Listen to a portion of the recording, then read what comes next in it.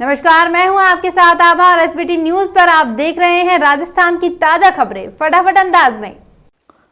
मुख्यमंत्री अशोक गहलोत ने राज्य के स्कूलों में 9 से 12वीं तक की कक्षाएं, विश्वविद्यालय एवं महाविद्यालय की अंतिम वर्ष की कक्षाओं, कोचिंग सेंटर तथा सरकारी प्रशिक्षण संस्थानों को 18 जनवरी से खोले जाने के निर्देश दिए हैं।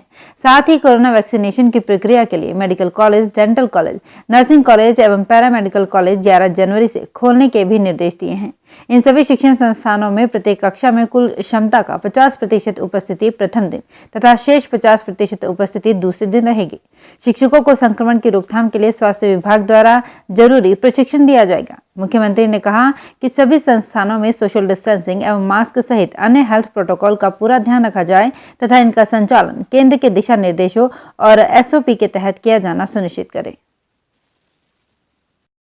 राजस्थान के 20 जिलों की 90 नगर निकायों में चुनाव की घोषणा मंगलवार को हो गई।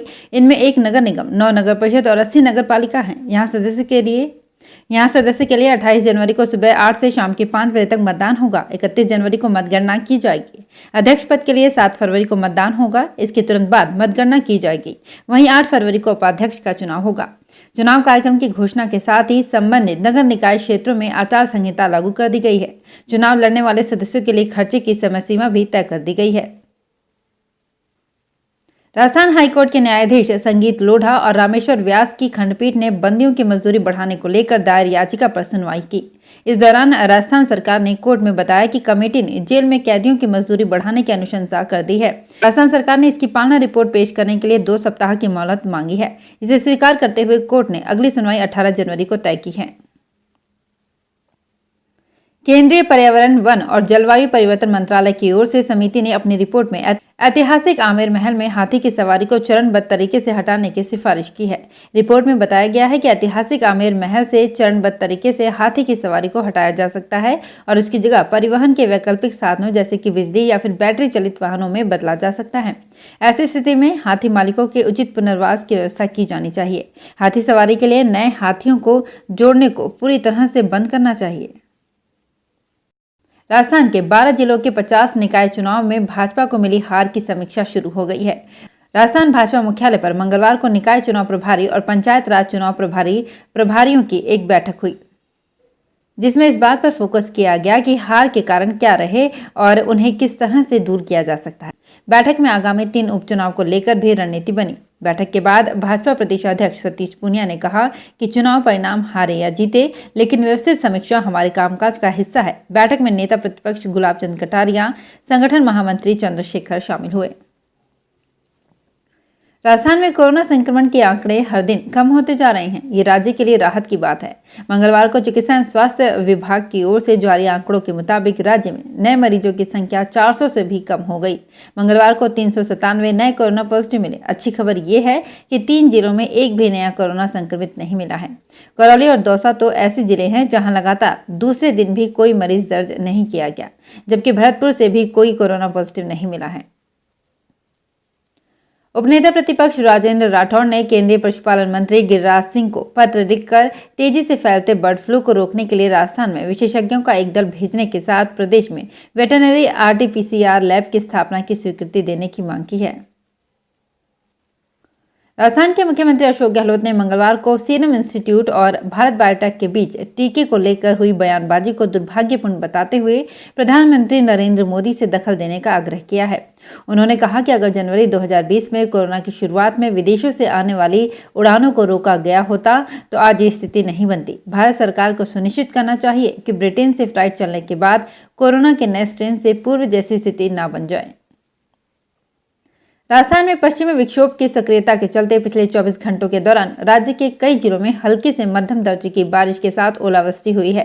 जयपुर, अलवर, सीकर, झुंझुनू सहित कई शहरों में मंगलवार सुबह भी हल्की बारिश हुई।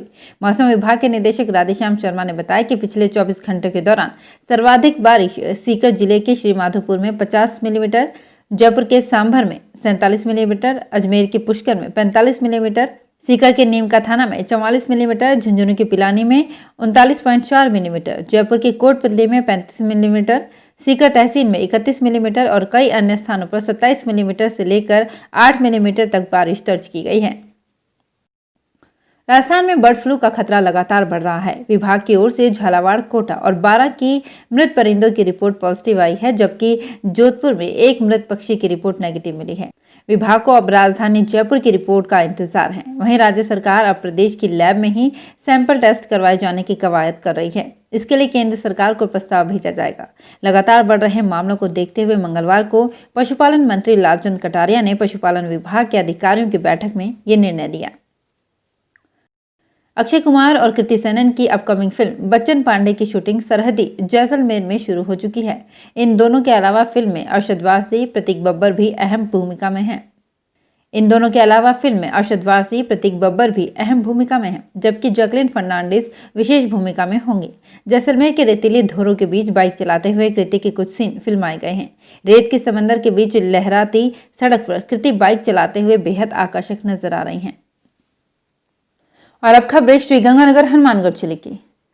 राजस्थान में पाकिस्तान सीमा के पास सूरतगढ़ एयरबेस पर मंगलवार देर शाम MiG-21 फाइटर जेट क्रैश हो गया। उड़ान भरते ही इसके इंजन में आग लग गई थी। हादसे से पहले खुद को इजेक्ट कर पायलट सुरक्षित बाहर आ गया था। आग लगने के बाद MiG-21 एयरबेस कैंपस में ही गिर गया था। रात को इसकी आधिकारिक पुष्टि नहीं हो पाई थी। श्रीगंगानगर जिला मुख्यालय पर गौशाला मार्ग पर स्थित रिलायंस डिजिटल शोरूम के आगे मंगलवार शाम को किसानों ने प्रदर्शन करके शोरूम बंद करवा दिए। सूचना मिलने पर मौके पर पहुंची पुलिस ने किसानों को शांत करवाया। एहतियात के तौर पर रिलायंस डिजिटल को बंद करना पड़ा। किसानों ने कृषि कानूनों के विरोध में रिलायंस शोरूम पर नारेबाजी करके अपना विरोध जताया। श्रीगंगानगर में रिलायंस डिजिटल के अलावा गौशाला मार्ग पर रिलायंस ट्रेंड्स, रविंद्र पथ पर रिलायंस ज्वेल और रिद्धि सिद्धि कॉलोनी में रिलायंस स्मार्ट स्टोर कार्यरत है। श्रीगंगानगर जिले के उद्योग विहार इलाके में SBI के ATM को तोड़कर नकदी चोरी करने का प्रयास किया गया। गनीमत ये रही कि अज्ञात चोर ATM से नकदी निकालने में कामयाब नहीं हो सके। घटना की सूचना मिलने पर पुलिस ने CCTV कैमरे की फुटेज खंगालकर चोरों के बारे में सुराग लगाने का प्रयास किया। शहर की सदर पुलिस ने बैंक मैनेजर गुरप्रीत सिंह की रिपोर्ट पर अज्ञात चोरों पर ATM को तोड़कर नकदी चुराने का प्रयास करने के आरोप में मुकदमा दर्ज किया है। श्रीगंगानगर जिला मुख्यालय के निकट स्थित गांव साधुवाली के सरकारी स्कूल में अज्ञात चोर सामान चोरी करके ले गए। जवाहर नगर पुलिस ने मुकदमा दर्ज करके जांच शुरू कर दी है। स्कूल के अध्यापक संदीप कुमार की रिपोर्ट पर अज्ञात चोरों पर मुकदमा दर्ज किया गया है। पुलिस ने बताया कि चोरी की घटना 4 जनवरी की रात की है। पुलिस चोरों का सुराग लगाने का प्रयास कर रही है। श्रीगंगानगर जिले के सूरतगढ़ सदर पुलिस थाना क्षेत्र के गांव ढाबा जल्लार में रहने वाले एक व्यक्ति को उसके बहनोई की मौत का भय दिखाकर 22 लाख रुपए ठग लिए गए। पुलिस ने हनुमानगढ़ जिले के कई लोगों पर मुकदमा दर्ज करके जांच शुरू कर दी है। ठगी के शिकार ढाबा जल्लार के कुलदीप ने पुलिस को रिपोर्ट में बताया कि हनुमानगढ़ के मिर्जावाली मेर के रामदेव और अन्य ने उसकी बहनोई की मौत का भय दिखाकर 22 लाख रुपए ठग लिए। श्रीगंगानगर जिला मुख्यालय पर दुपहिया वाहन चोर सक्रिय है। बाइक चोरी की वारदातें लगातार जारी है। शहर में कोतवाली पुलिस थाना क्षेत्र में अलग अलग स्थानों से 2 बाइक चोरी के मामले दर्ज किए गए हैं। पुलिस के अनुसार मुखर्जी नगर से गौरव की बाइक विगत 28 दिसंबर को चोरी हो गई।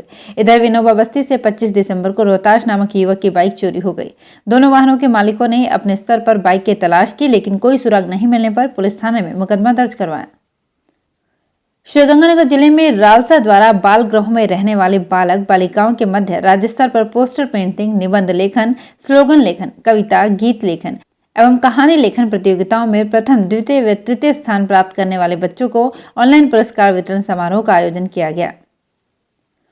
हनुमानगढ़ के जिला कलेक्टर जाकिर हुसैन ने सड़क दुर्घटना के मृतकों के आश्रितों को मुख्यमंत्री सहायता कोष से 1-1 लाख रुपए की सहायता राशि जारी की है। जिला कलेक्टर ने दुर्घटनाओं के अलग अलग 7 केसेस में कुल 7 लाख रुपए आश्रितों के परिजनों को जारी किए हैं। सहायता राशि मिलने के बाद आश्रितों के चेहरे पर खुशी नजर आई। श्रीगंगानगर जिले में सोशल साइटों पर सेक्स वर्कर नौकरी दिलाने का झांसा देकर लोगों से लाखों रुपए की ठगी करने के मामले में पुलिस ने एक और आरोपी को गिरफ्तार किया है। जिला विशेष टीम ने गांव हुणतपुरा के 22 साल के दीपक वर्मा को गिरफ्तार करके पूछताछ शुरू कर दी है। पुलिस के अनुसार दीपक वर्मा पूर्व में गिरफ्तार भीमसेन वर्मा के साथ मिलकर ठगी का धंधा कर रहा था। हनुमानगढ़ जिले के कलेक्टर जाकिर हुसैन ने जिले भर में प्रतिदिन 700 से अधिक कोरोना के सैंपल लेने के निर्देश दिए हैं। कोरोना कोर कमेटी की बैठक की अध्यक्षता करते हुए जिला कलेक्टर ने कोरोना सैंपल, कोरोना वैक्सीनेशन, शुद्ध के लिए युद्ध अभियान, 13 जनवरी को होने वाली CMVC, संपर्क पोर्टल, नोहर भादरा में नहरी पानी चोरी, इंदिरा रसोई समेत कई मुद्दों पर समीक्षा कर संबंधित अधिकारियों को दिशा निर्देश जारी किए हैं। तो अपने आसपास की और भी नई ताजा खबरों से अपडेट रहने के लिए सब्सक्राइब कीजिए एसबीटी न्यूज और बने रहिए हमारे साथ। धन्यवाद।